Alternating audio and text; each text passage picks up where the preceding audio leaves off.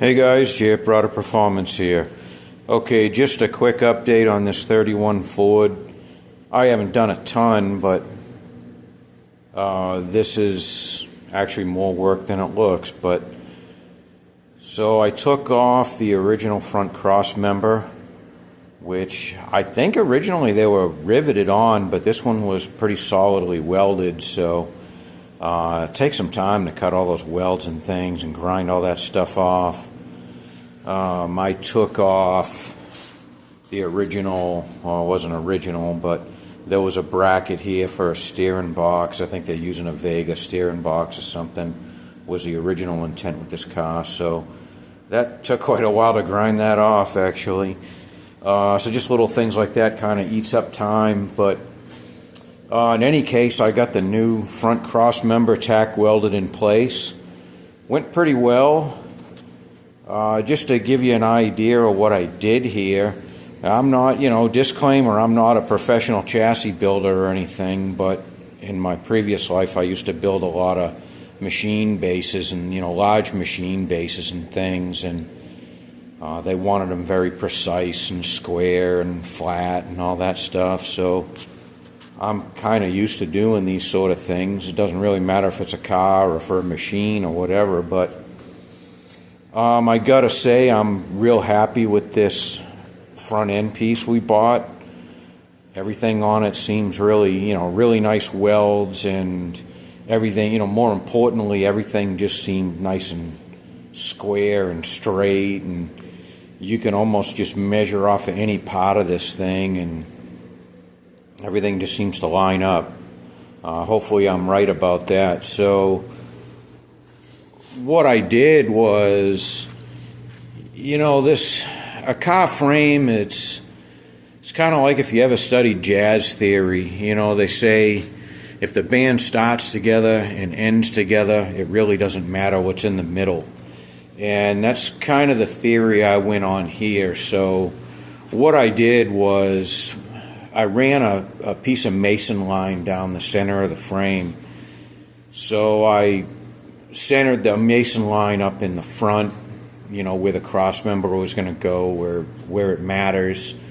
And then I picked an area in the back here that I thought was a good center line and would correspond with the rear axle and everything, because really what's going to make this car go down the road straight and everything and line up good is the relationship between the front and rear axle. We almost don't care what's going on in the middle of the frame.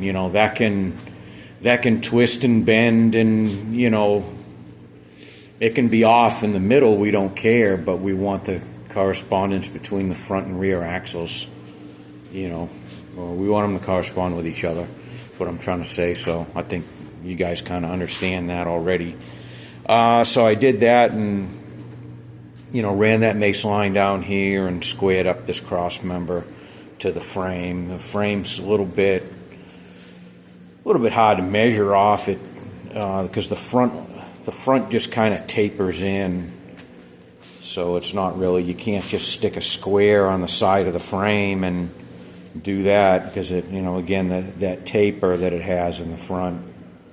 And it also looks like in the very front, these pieces here, they tell you in the instructions there's supposed to be a hole here, and you measure back to the center line from this hole, but there was never a hole on here. Somebody has made these and replaced them.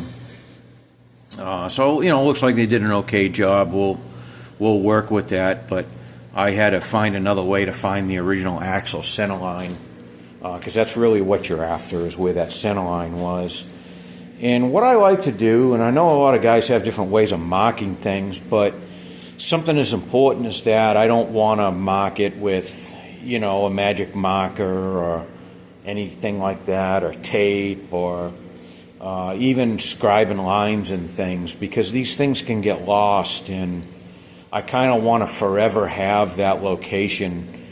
And I've only got this tacked in because, I could be wrong about its location. So, I'm going to obviously do some more measuring and checking. And I've got more to do on the, I've removed the rear axle at this point, but I have to kind of figure that out, and I know we talked about that in previous videos on if that full link kit was done properly or not.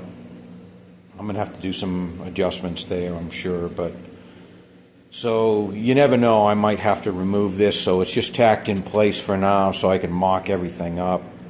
And anyways, what I did and what I like to do is, if you see this little hole here, I like to drill 1/8-inch holes, and I've got one here and one here, and that's the original axle center line. At least I think it is. And this kit here, they ask you to move this cross member 1/8 of an inch forward more than the original center line was, because this really isn't a traditional Mustang 2. It's upgraded, and it's got more advanced geometry than an old Mustang 2 does, so it's got a fair amount of positive caster in it. So because you have that, the wheels are actually going to be back 1/8 of an inch more with the caster adjusted in there. So that's why you move the cross member forward more.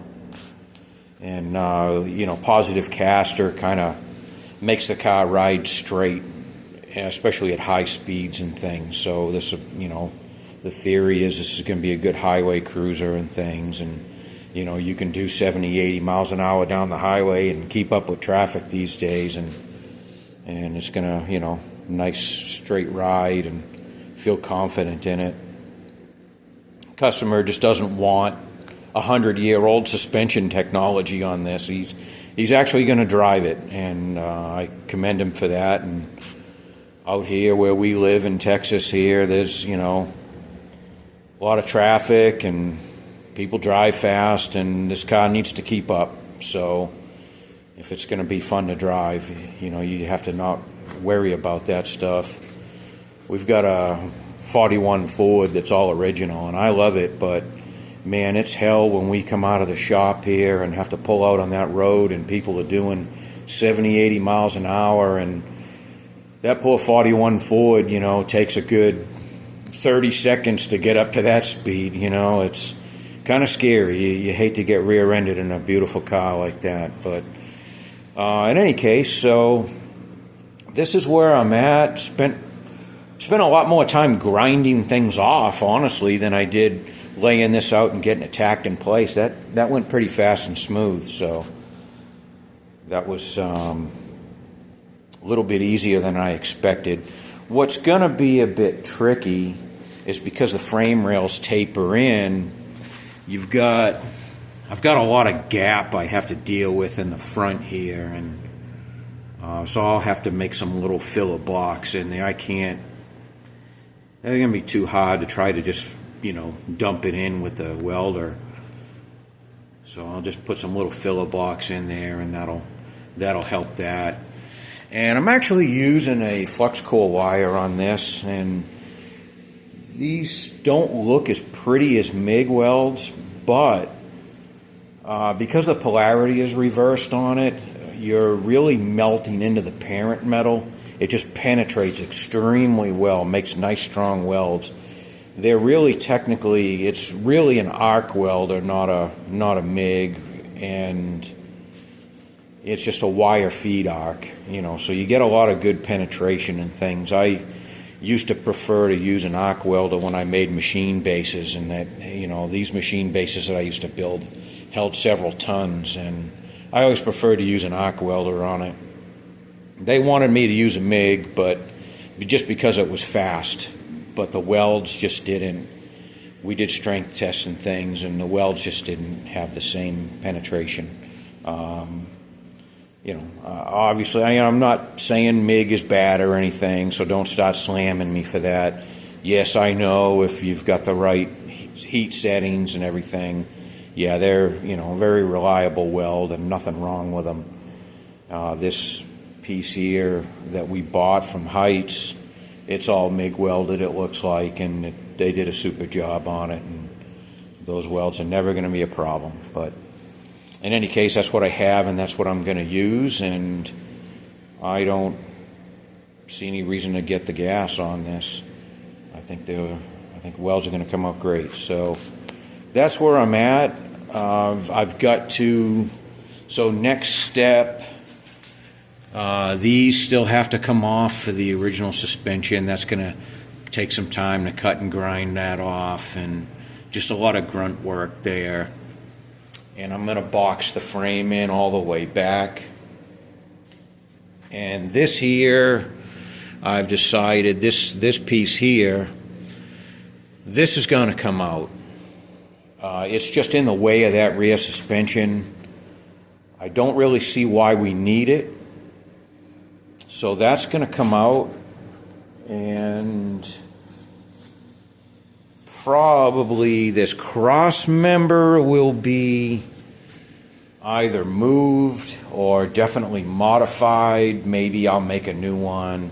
I don't know yet. Once I get the engine and transmission mocked up in here, I'll make those decisions. But next step for now is just to remove some more things from the frame, and then do some things. Like I said, I've got big gaps that are going to have to be filled in this front side, so I'll make some filler blocks for that and get this welded all in at some point once I'm confident that I did it right. And as careful as I was laying this out, and as confident as I am in it, you never know. So I sure as hell hate to be cutting all those welds off. It'd be much easier just to cut these little tacks off. And then one of the next things I got to do is put these in. These are going to go here for your radiator support. So that's where I'm at. Just wanted to give you a quick update. I didn't forget about this project. Not a lot to show you, but this is, this is an achievement to get this in here. So I will continue on, and I will give you another update as soon as I can. Thanks for watching, and please subscribe to this if you want to follow this build. I am not a professional auto restorer. I'm going to tell you that right off, and I'm not here to advertise for anybody. So this is just going to be a genuine, honest build from kind of a regular guy.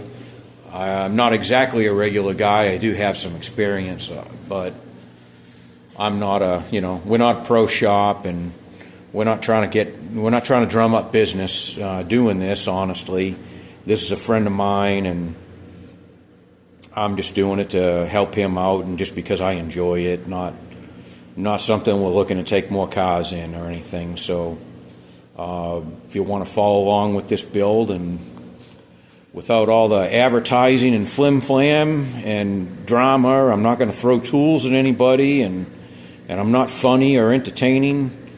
I'm just going to show you what I do, and I'm going to tell you all the problems I ran into and the things I screwed up on. So maybe you can learn from my mistakes if I make any, and I'm sure I will. There's always things you go, oh shoot, wish I hadn't have done that. I'm going to have to fix that. So okay, that's all I got. We'll see you on the next video.